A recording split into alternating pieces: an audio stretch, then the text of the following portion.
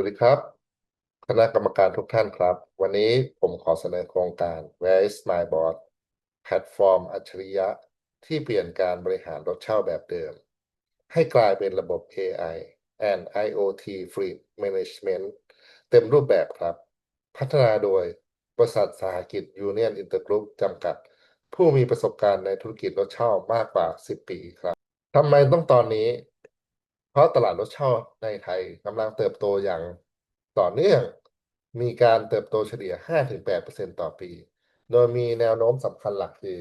การใช้แพลตฟอร์มดิจิตอลในการจองรถสูงถึง71%เราจึงโฟกัสไปที่กลุ่มลูกค้าองค์กรในโซนอุตสาหกรรมภาคใต้ เช่นสงขลาและภูเก็ต ซึ่งเป็นพื้นที่ยุทธศาสตร์ของเราครับ ปัญหาหลักที่เราพบคือการบริหารจัดการแบบแมนนวลที่ทำให้เกิดความผิดพลาดสูง ปัจจุบันเราพบความเสียหายเบื้องต้นราว10,000 บาทต่อเดือน แต่ที่น่ากังวลกว่านั้นคือความเสี่ยงในการถูกยกเลิกสัญญาซึ่งอาจสูงถึง24ล้านบาทต่อปีหากเรามีการขยายตัว นอกจากนี้เรายังมีปัญหาเรื่องการส่งรถผิดเวลาการรับส่งลูกค้าผิดสถานที่ข้อมูลราคาไม่ตรงกันทำให้เกิดการโต้แย้งพนักงานธุรการต้องเสียเวลากับการทำรายงานนานเกินไป และที่สำคัญคือขาดระบบตรวจสอบพฤติกรรมการขับขี่และการปลดปล่อยก๊าซ CO2 ซึ่งจะเป็นมากสำหรับการดำเนินธุรกิจในยุคปัจจุบันและอนาคตเพนพอยต์หลักของเราคือการรับส่งในภาคใต้ค่าใช้จ่ายไม่มีมาตรฐานกลางและขาดข้อมูลและระบบการจองรถที่มีประสิทธิภาพเพื่อวางแผนค่าใช้จ่ายของบริษัท Rise My Boss จึงเข้ามาแก้ปัญหาเหล่านี้ผ่าน3หัวใจหลักคือ Process เทคโนโลยีและ People และนี่คือจุดเด่นหลักของเราสำหรับผู้บริหารเราช่วยควบคุมต้นทุนผ่านระบบ Real Time Monitoring และใช้ AI ในการคำนวณเส้นทางและเวลา ETA หรือเวลาที่จะถึงได้อย่างแม่นยำพร้อมรายงาน ESG เพื่อแปลงข้อมูล CO2 เป็นคาร์บอนเครดิตสำหรับพนักงาน เรามีระบบ Smart Check-in Check-out ด้วย GPS และรูปถ่าย เพื่อยืนยันความถูกต้อง100%ลดการโต้แย้งและช่วยการลดภาระงานของธุรการผ่านแดชบอร์ดสรุปผลอัตโนมัติจบในแพลตฟอร์มเดียว จากข้อมูลการใช้งานจริง เราได้วิเคราะห์เงื่อนไขการรับส่งทั้งหมด4รูปแบบ ไม่ว่าจะเป็นการรับส่งภายในบริษัท หรือการรับส่งจากสนามบิน ปัจจุบันเรามีระบบนำร่องที่ใช้งานได้ดีในระดับหนึ่ง แต่เราต้องการพัฒนาต่อยอดเพื่อปิดช่องว่างด้านข้อจำกัดของข้อมูลและขอบเขตงานให้ครอบคลุมทุกเงื่อนไขให้สมบูรณ์แบบ เราโฟกัสไปที่3กลุ่ม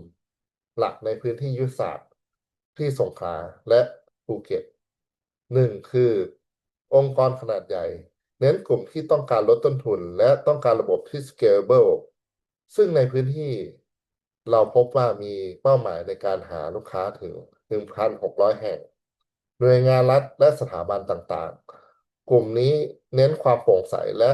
มีมาตรฐานความปลอดภัยสูง ลูกค้าเฉพาะทางที่ต้องการโซลูชันที่ปรับให้เข้ากับบริบทของท้องถิ่นรูปแบบรายได้โมเดลรายได้ของเราแบ่งเป็น3ทางหลักเพื่อความยั่งยืน1รายได้จากการบริหารฟรีเป็นรายได้แบบ recurring revenue จากสัญญาเช่ารถและบริหารจัดการรายเดือนและรายปี2ค่าสมาชิกแพลตฟอร์ม รายได้จากการเปิดใช้แดชบอร์ด AI and IoT และระบบรายงาน Real Time 3. บริการเชิงข้อมูลเชิงลึก การให้บริการ ESG Monitoring และวิเคราะห์ข้อมูลเพื่อการตัดสินใจเชิงกลยุทธ์สำหรับองค์กร หลายท่านอาจจะสงสัยว่าเราจะแข่งขันกับแพลตฟอร์มใหญ่ๆอย่าง Grab หรือ Bolt ได้อย่างไร คำตอบคือ B2B Control and Local Expertise ครับ 1. Own Fleet Control เรามีรถเป็นของตนเองและบริหารจัดการคนขับได้100%ทำให้คุมคุณภาพและความปลอดภัยได้สูงกว่าระบบเปิด Specialist Service เราเข้าใจ หมดพื้นที่ภาคใต้เป็นอย่างดีโดยเฉพาะพื้นที่การที่จำกัดความเข้าถึงซึ่งแพลตฟอร์มใหญ่ๆมักจะเข้าไม่ถึง 3. End-to-End ESG เราไม่ได้ส่งแค่คนแต่เราส่งข้อมูลการลดคาร์บอนความใส่ใจต่อสิ่งแวดล้อมให้องค์กรซึ่งเป็น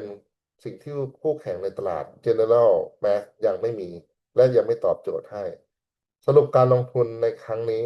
2,268,000 บาทเราจะเน้นไปที่การพัฒนาซอฟต์แวร์ Architect